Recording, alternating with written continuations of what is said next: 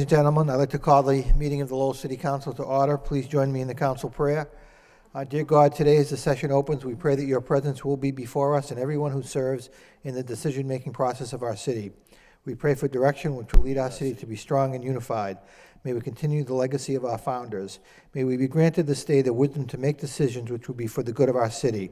We also pray for your special blessing on all those who are working to transform our city and make it a better place to live and work. Amen. Please join me now in honoring America. I pledge allegiance to the flag of the United States of America and to the republic for which it stands, one nation, under God, indivisible, with liberty and justice for all. Roll call, please. Here. Councilor Broderick. Here. Councilor Caulfield. Here. Councilor Dakota. Here. Councilor Elliott. Here. Councilor Martin. Here. Councilor Mendonça. Here. Councilor Mercia. Here. Mayor Milanazzo. Here. 9 present. Do we have any moments of silence this evening? If my colleagues would indulge me, I'd like to offer a moment of silence in darkened chambers for Cassandra Sandy Walter, who was our National Park Service Superintendent from 1984 until 1992. And for those of us, we all knew Sandy when she was here. She did an awful lot of work promoting the park. She was involved in the creation of the Songus Industrial History Center, and she actually spearheaded the first National Folk Festival here in the city. And as we all know, we're celebrating our 25th Folk Festival this summer. Sandy was born in California, grew up in California. She had positions in New Jersey and New York, and she decided that she wanted to spend really eternity here in Lowell. She was waked and buried out of the Immaculate Conception, and that says a lot about the relationship that Sandy had with the community and the community had with Sandy. So I just wanted to offer her name as in recognition of the good work that she did here for the city, and I'd like my colleagues to rise for a moment of silence in darkened chambers. Thank you.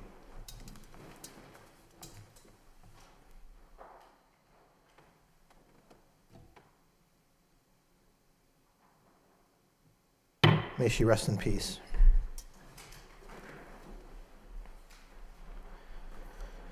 Moving on with the agenda, the minutes of the March 26th meeting for acceptance. Motion by Councilor Elliott, seconded by Councilor Mendonça to accept the minutes and place on file. All those in favor signify by saying aye. Opposed to vote. Under the city manager's portion of the agenda, communications from city manager, responses to council motions and requests. Do we have any? Councilor Mendonça and Councilor Martin. I'd like to thank the administration for the report on my motion regarding Aiken and Moody Streets intersection and traffic improvements. I was actually surprised at how many accidents they had at that location. That's almost 6 per year over the last 6 years. And there are some recommendations in here for painting stop on at the intersection and things of that nature. I believe there's no further action needed on this if the city manager will just address the recommendations. I appreciate it. Thank you. Thank you, Councilor Mendonça. Councilor Martin and Councilor Mercia. Thank you, Mr. Mayor. I have 2 items. One is a response to a request I made at the March 15th meeting about the use of our home funds, which is a portion of the Community Development Block Grant Program. We get an allocation every year, and you know, I had a concern because one of the programs is at least out of funding through the end of the fiscal year, one of the popular first-time home buyer programs. And so I appreciate the information. I'm somewhat surprised, but pleasantly surprised to see it be basically a 50-50 weighted average. We're talking about over $6 million in the last 5 years, and I would say roughly half of it appears to have gone to single-family homes or 2 or 3 families, something that, the small homeowner gets benefit from, and then the other half is to bigger projects, mill rehabs and things like that, and often the investment in those projects is minimal, and it leverages a bigger contribution of state and sometimes federal money. So I think this is, we continue to have success with these programs that are developed with these funds. I think DPD does good work with them. The competition for these funds remains fierce. I mean, I know there are projects that get denied every year. As I said earlier, one of the first-time home buyer programs is out of funding, although the Lowell Plan program is still, the LDFC program is still active this year for people that are interested. And this program's under attack in Washington, and people, we've been being told to expect potentially a 7% reduction in community development block grant funds, which I assume will mean a similar reduction in home funds. And that could have a real negative impact on some of the positive projects that we've continued to see move forward despite the difficult economy. So I just appreciated getting the information, and it's a confirmation of, I think, the good work at DPD. So thank you. If I could, the other item I wanted to comment on was the recycling newsletter, which pretty clearly says to me that you're not supposed to recycle items that have a number 6 that have a styrofoam component, like coffee cups and deli or fruit trays or shipping materials, which I was surprised to see, but because on the first page it says, and it's said for some time, items 1 through 7 are all recyclable. So I've been confused about that for a long time now, because I've been throwing the 6s in, figuring that's included in 1 through 7. But apparently, not all of item 6 type materials are includable in what's to be recycled. So, so that's, I think, made it a little bit more clear in this newsletter, and just wanted to draw attention to it so people would pay attention to it. Thank you, Council Martin. Council Mercia? Thank you, Mr. Mayor. I just wanted to comment about the motion that Councilor Frankie Dakota and I had jointly regarding the asking to determine a feasibility of the police department working with the sheriff's department to create a front-end deterrent based on the scared straight model. And as Councilor Murphy said, it is not as a detriment effect on criminals, a delinquent behavior, the scared straight program. Having said that, we did have a meeting yesterday at 10:30 in the superintendent's office with Peter Katujan, our sheriff, and the superintendent of police. We did learn that that is actually true. I thought that it wouldn't have been, but evidently it is. But there is a program available that the sheriff is working to retool it. It's called the two-strike program, but the sheriff wants to research it a little bit better, retool it, and bring it back in a better form than it is right now, to see that that program would be what would be the most effective and helpful as possible for a program, with adding an academic component to it as well, to reach out to our troubled youth. So he's going to research that, retool it, and we're going to have another meeting with the sheriff. And so, I mean, things are working good, and we're going to do something. And I think it's good because we have the youth today that probably are in the school system. They head a little bit in a bad direction, and then if we don't get on it, we lose them. They then head off into not coming to school anymore, probably joining a gang, getting into trouble. This is a program which would deal with those type of our youth. We can bring them back, and we don't hear years later, gee, if only I had known that. Well, you're going to know that, because we are going to have a program. And so I commend my colleague, Frankie Dakota, for stepping up to the plate with that proposal, that motion. It's a good one. We're working. We're going to save our youth. We're going to try very hard. Thank you. Thank you, Council Mercia. Council Caulfield? Did you, Council Caulfield? Thank you, Mr. Mayor. In response to my motion, Mr. Manager, on 60 Lawrence Street, the Assembly Christian Church, the traffic engineer has come back with a recommendation. And what he states here, the recommendation of the transportation engineer is to design church parking only during services at the southern edge of the church building on Lawrence Street. And the constituent who called me, there's a lot of elderly who attend the church during the week, so that will be considered services. So has anyone contacted the members of the church? Or? I don't believe so, but we will do that. Would you please? Yes. Yeah, and they could have 3 or 4 services during the week, so they're looking for, It would be whatever there's a service in oh, okay. place, right? Thank you very much. Thank you. Anyone else? Counselor Elliott? Thank you. I also want to note, it's nice to see Assistant City Solicitor Mr. Fenton here. We haven't seen you in a while, and it seems like old times. I just wanted to note there was a communication, and excuse me, I'm not sure, Mr. Manager, if you're going to have a press conference or a news release on this Adopt an Island, but I think that's a very positive thing that that's coming forward or that's being brought back, and I didn't know what the plans were, but it was good to know it. I plan on participating again, and as well as a number of my colleagues, but there are quite a number of intersections, and it's on a first-come, first-served basis, right, Correct. depending upon the option. So I don't know if we could maybe let folks know what the plans are, knowing that spring is hopefully right around the corner.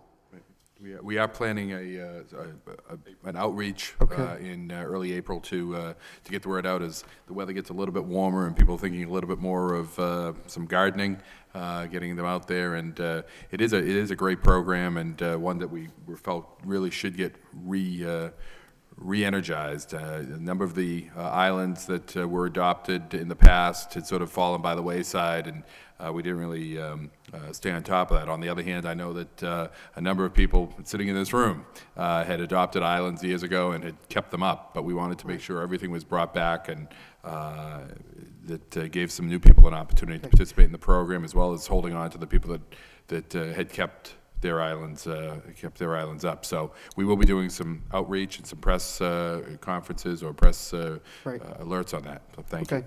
And if people want to, if they're interested, they can, this memo says call Henry, call you, Mr. Marchand, and let you know. And I did see you going out to neighborhood groups and things like that. Okay, great. Okay, thank you. Thank you. Thank you. Counselor Murphy? Thank you, Mr. Mayor. Actually, wanted to talk about 2 items. There was a response to a motion I had made about maintenance plans for public facilities, but also including in that the Smith Baker Center and what the plans were. That was a communication that had come in earlier or late last year. And so I would just forward that part of it to the Arts and Culture Subcommittee for greater discussion. Motion by Counselor Murphy, seconded by Counselor Mendonça to refer the report on the Smith Baker Center to the Arts and Culture Subcommittee. Any further discussion? All those in favor signify by saying aye. Opposed to vote. Counselor Murphy? The second item wasn't necessarily a part of the communications, but it was on the city manager's website, I think, or the city's website, about the 175th anniversary and all the activities there. This was something that Mark Goldman and Councilor Dakota had brought up. And there is a Lowell story contest, which sounds vaguely familiar, to celebrate Lowell turning 175 years old. And so they're calling for entries both for students and in the wider community separately, of 150 words or less. I would have said 175, but I don't have a contract with the city, so. But that can be sent through the Lowell.org or through the post to Lowell Stories, care of Single Source, P.O. Box 29 in Danvers, Massachusetts, which I would just caution anybody that the story that begins in Lowell and ends up in Danvers is certainly taken an unfortunate turn. But my question on that is about the prizes that will be awarded, because it's not really significant in how much it actually costs, but in the message that it sends.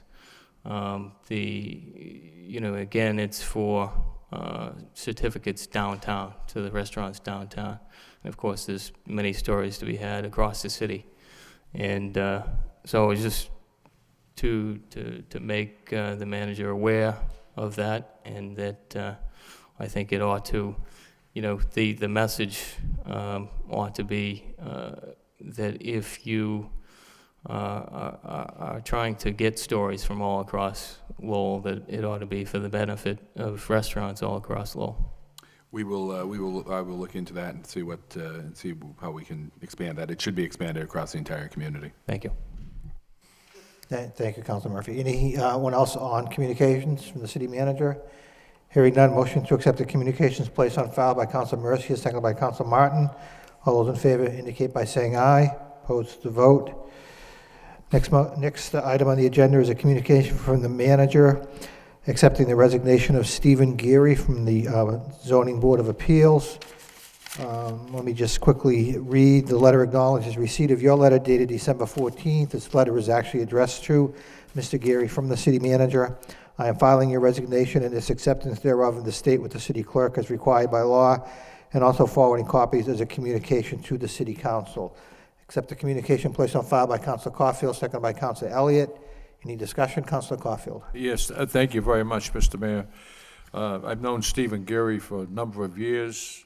Not only is an excellent attorney, but he's a gentleman and just a class guy. And I've watched many Zoning Board of Appeals meetings, and Stephen Geary handled those meetings with the most expertise, and he right to the letter of the law, and he did a phenomenal job. So, Mr. Manager and Mr. Mayor, please send him a thank you on behalf of the City Council, and thank him for his years of dedication. We will do that. Thank you, Councilor Caulfield.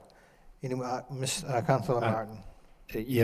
Just similar comments. I mean, these boards and commissions, particularly the Board of Appeals, often get contentious, and there are, heated hearings sometimes, and it does take some depth and skill, knowledge of the subject matter, but a nice way about you to be able to treat people in a respectful way, and certainly Steve has had all of that, and we are fortunate to have had his service on the Board of Appeals for so many years. So I'd like to agree with Councilor Caulfield's comments and extend my gratitude as well.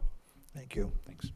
Anyone else on the issue? Motion has been made, seconded. All those in favor of accepting the communication placed on file signify by saying aye. Opposed to vote. Next item is the appointment of Kevin Ahern to the Board of Appeals. We have a communication from the city manager.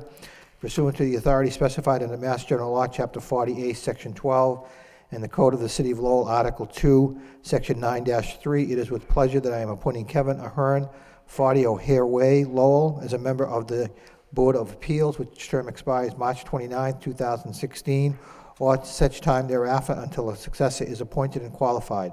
Confirmation by the City Council is required for this appointment and is hereby requested. I'm happy to answer any inquiry you may have concerning this appointment. I've attached his resume for your review. Very truly yours, Bernard F. Lynch, City Manager. Move approval by Councilor Elliott, second by Councilor Caulfield. Councilor Caulfield? Yes, just a brief comment. Mr. Manager, this is an excellent selection. Kevin Ahern is an outstanding citizen of our city. He'll do an outstanding job on this very important board. So, thank you. Thank you, Councilor Caulfield. Roll call. Councilor Murphy? Yes. Councilor Broderick? Yes. Councilor Caulfield? Yes. Councilor Dakota? Yes. Councilor Elliott? Yes. Councilor Martin? Yes. Councilor Mendonça? Yes. Councilor Mercia? Yes. Mayor Milonazo? Yes. 9 yeas. Next Next item, pursuant to the authority specified in the Mass General Law, Chapter 40A, Section 12, and the Code of the City of Lowell, Article 2, Section 9-3, it is with pleasure that I am appointing Marion Francis Saunders, 52 Lawrence Drive, Unit 204, as an associate member of the Zoning Board of Appeals for a term expiring March 29, 2016, to fill the vacated seat of Kevin Kavanaugh. Confirmation by the City Council is required for this appointment of associate member and is hereby requested. I'd be happy to answer any inquiry you may have concerning this appointment. I've attached her resume for your review. Very truly yours, Bernard F. Lynch, City Manager. Move approval by Councilor Elliott, seconded by Councilor Broderick. Any discussion? Roll call. Councilor Murphy? Yes. Councilor Broderick? Yes. Councilor Caulfield? Yes. Councilor Dakota? Yes. Councilor Elliott? Yes. Councilor Martin? Yes. Councilor Mendonça? Yes. Councilor Mercia? Yes. Mayor Milonazo? Yes. 9 yeas. Next item, another communication from the city manager. This is regarding Conservation Commission appointment. Pursuant to the authority vested in me as city manager under Mass General Law, Chapter 40, Section 8C, it is with pleasure that I'm appointing William P. Lovely Jr. of 52 Lawrence Drive, Unit 307, to the Conservation Commission to fill the unexpired term of Kyle Davis, which term expires March 16, 2013, or such time thereafter until a successor is appointed and qualified. Since under the above referenced statute, confirmation by the city council is not required for this appointment, this letter is notification of such. Motion to accept the communication placed on file by Councilman Mendonça, seconded by Councilman Murphy. All those in favor of accepting the communication signify by saying aye. Opposed, the vote. Last item under the city manager's portion of the agenda. In city council vote, authorizing the city manager acting through the historic board to apply for, accept, and expend a grant in the total amount of $25,000 from the Massachusetts Historical Commission Fiscal Year 12 Survey and Planning Grant Program for staff support for the Historic Board. Whereas the Commonwealth of Massachusetts Historical Commission has made available grant funds for staff support for historic boards pursuant to its Fiscal Year 12 Survey and Planning Grant Program, and whereas the City of Lowell, acting by and through the Historic Board, desires to apply for, accept, and expend funds from the Massachusetts Historical Commission Fiscal Year 12 Survey and Planning Grant Program for staff support for the Historic Board. Now therefore be it voted by the City Council of the City of Lowell that the City Manager, acting through the Historic Board, be and is hereby authorized in the name of the City of Lowell to apply for, accept, and expend a grant in the amount of $25,000 from the Massachusetts Historical Commission Fiscal Year 12 Survey and Planning Grant Program staff support for the Historic Board. Be it further voted that the city manager, on behalf of the City of Lowell, be and hereby is authorized to execute any and all documents necessary in connection with said grant from the Massachusetts Historical Commission Fiscal Year 12 Survey and Planning Grant Program for the staff support referred to above. Second reading by title. There's no objection. In city council vote, authorizing the city manager acting through the historic board to apply for, accept, and expend a grant in the total amount of $25,000 from the Massachusetts Historical Commission Fiscal Year 12 Survey and Planning Grant Program for staff support for the historic board. Move for approval. Move for approval by Council Caulfield, seconded by Council Martin. Any discussion? Council Martin. Just to point out that one of the members of the staff of the Historic Board, Kim Zanino, was recently named one of Middlesex Community College's 2011 Distinguished Alumni, due in part to her good work for the Historic Commission. I mentioned in my comments earlier about leveraging state and federal funds for the rehab of a lot of these mill projects, and a lot of those go through the Historic Board, and they really need to pay attention to meet the right standards to get the state funding. So I think this is evidence of the state's confidence in Lowell and a recognition of the work, particularly of Ms. Zanino. So we appreciate her efforts as well as the members of the board and Steve Stoll on the staff. So. Thank you. Thank you. Any further discussion? Roll call. Councilor Murphy, Yes. Councilor Broderick. Yes. Councilor Caulfield. Yes. Councilor Dakota. Yes. Councilor Elliott. Yes. Councilor Martin. Yes. Councilor Mendonça. Yes. Councilor Mercia. Yes. Mayor Milonazo. Yes. 9 yeas. I actually have 7 o'clock, so we can go into public hearing. We have one public hearing this evening scheduled for 7 p.m. We have a pole location for National Grid to place one pole on First Street. I'll open up the public hearing for those wishing to speak in favor. For those wishing to speak in favor, that portion of the public hearing is closed. Those wishing to speak in opposition, public hearing is closed. Referred to the wire inspector by Councilor Mercia, seconded by Councilor Broderick. Any discussion? All those in favor of referring to the wire inspector signify by saying aye. Opposed to vote. Thank you. Moving on to reports. Chair recognizes Councilor Mendonça for the report of the Collegiate Partnership Subcommittee. Yes, the Education Collegiate Partnership Subcommittee met this evening at 5:30. Present were all the members, myself, Councilor Caulfield, Councilor Murphy, Councilor Dakota, along with Councilor Mercier, Councilor Martin, and the Mayor, Mr. Milonazo, James Milonazo. Also present were from our administrations, City Manager Bernie Lynch, and Assistant City Manager Director of Planning and Development Adam Backey, and other people arrived during the meeting as well. I can't possibly do justice to the meeting by giving a report here this evening. It will be available for streaming if anyone wants to get all the details from LTC tomorrow evening and afterwards. The meeting began by an update from Chancellor Meehan regarding the new acquisitions and changes going on at the university. They recently acquired St. Joseph's Hospital property, which they are calling University Crossing. It has a benefit to the city in that we got payment of $450,000 in real estate taxes and water bills and other liens that they owed the city.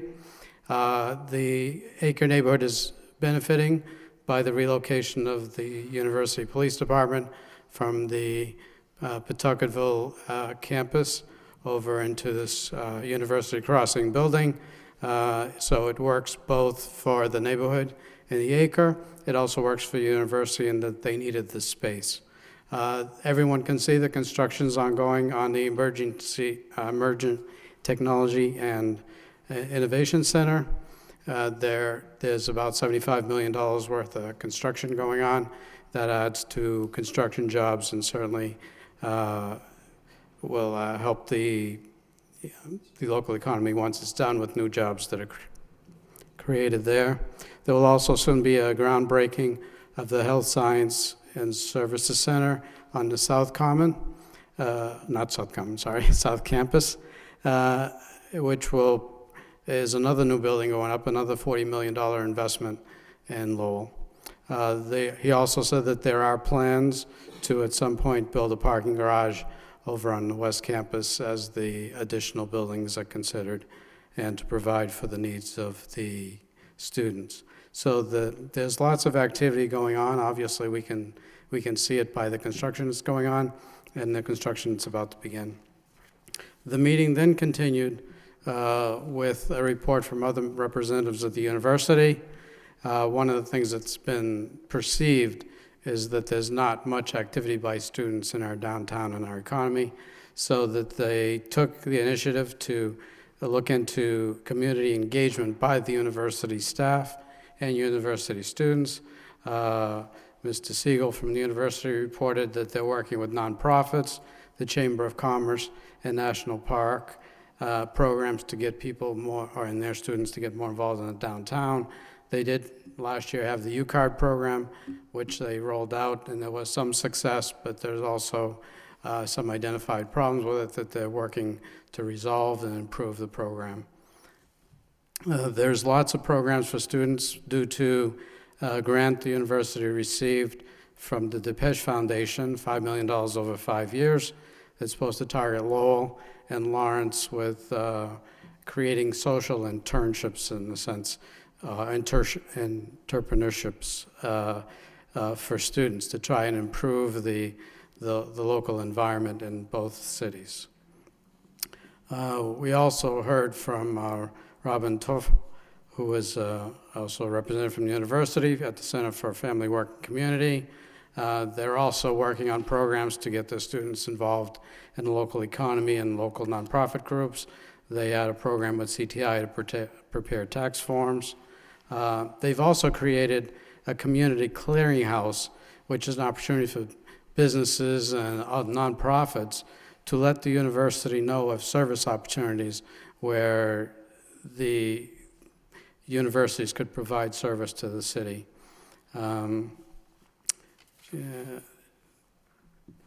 They also had a survey of economic activity that they were generating in the downtown.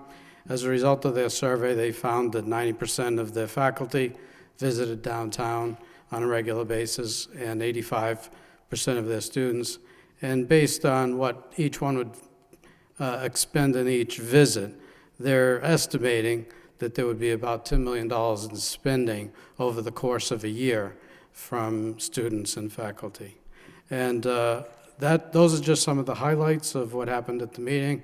I appreciate the time that Mr. Paul Marion spent in arranging for these representatives, and the time you spent at the meeting along with these other folks.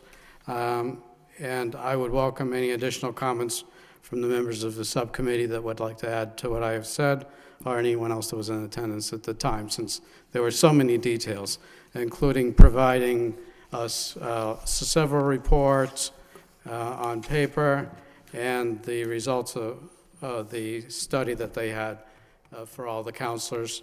And I believe they said that this is available on their website, so anyone wants to go to the UML website, they can check out the conclusions of the report. And that's generally a report of progress. Thank you, Councilman Donza. Anyone else on the subcommittee report? Council Caulfield? I think Councilman Johnson really covered all the bases, gave an excellent report. And I asked Chancellor Meehan how many construction jobs were in effect because of this expansion. He said about 600 construction jobs. And many of those men and women live right in Lowell or live in Massachusetts. And the expansion of UMass Lowell is an expansion of the city. And as UMass goes, so does the city. So I think we all complimented Chancellor Meehan and his staff for just bringing the university forward. And I believe it's rated the 19th best university in the world. Correct, yes. That says volumes. So and it was an excellent meeting. Thank you. Anyone else? Motion by Council Murphy, seconded by Councilor Martin to accept the report as a report of progress. All those in favor signify by saying aye. Opposed to vote. Any other reports this evening? Moving on to the motion section, we have first motion by Councilor Caulfield. City Council requests the city manager report on whether or not the city has received any funds as a result of the sale of the former St. Joseph's Hospital property. Seconded by Councilor Mercia. Councilor Caulfield. I think my motion's been answered at least 5 times this evening, but it's good news. Mr. Manager, how much money have we received? Approximately $450,000. And that money is in a general treasury? The money that comes in for the water and wastewater bills due goes back to those enterprises, and the tax money goes into the general fund, the tax account. That's good news. Yes. Thank you. Thank you. Any further discussion on the motion? All those in favor of the motion signify by saying aye. Opposed to vote. Next motion by Councilor Mendonça. City Council requests the city manager to have the law department draw up the proper vote to amend the existing vacant foreclosed ordinance to remove the requirement to post notices on the property to be visible from the street. Second by Councilor Caulfield. Councilor Mendonça. Yes, I bring this before the council for the council to decide what the best course of action is. I think the original intent of it is laudable in the sense that it provided our public safety personnel with the ability to have a quick contact information. Also, it's kind of a scarlet letter on the building to identify where they were. That, however, is also the downside. One of the problems that's been happening of late is that thieves taking copper pipes and copper wire and then selling it as precious metals. Well, they are precious at the values they're going for today. And I find that posting the letter on the building is a confirmation that it's vacant. And so that the would-be thieves, squatters, and vandals can see that as a way that it's almost making that building fair game. The only concern I have about this, I still want our public safety personnel to quickly gather the information. What I'm hoping is that there's a database of this contact information available that they could easily call the dispatcher and get, when needed, who to contact at that building. So that's my rationale for bringing this forward, and I leave it to the council to decide the best course of action. Thank you, Councilor Mendonça. Anyone else want to be heard on the motion? Motion to approve the, I'm sorry, motion to accept the motion by Councilor Mendonça. All those in favor signify by saying aye. Opposed to vote. Motion carries.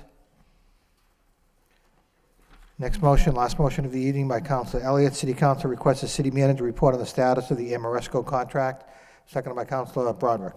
Councilor Elliott. Motion essentially speaks for itself. I don't expect the manager or staff to have a complete update, but you referenced Amoresco and the performance energy contract last week during the discussion, so I just thought I would file a motion and see if we can get a report on where it's at and things of that nature. So that's it. Was it May of last year, Mr. Manager, the kickoff or something around that time? I believe that was when the vote was taken, or it's roughly that Okay. time period. Most of the work's been taking place, so over the last summer and into Right. this year, so.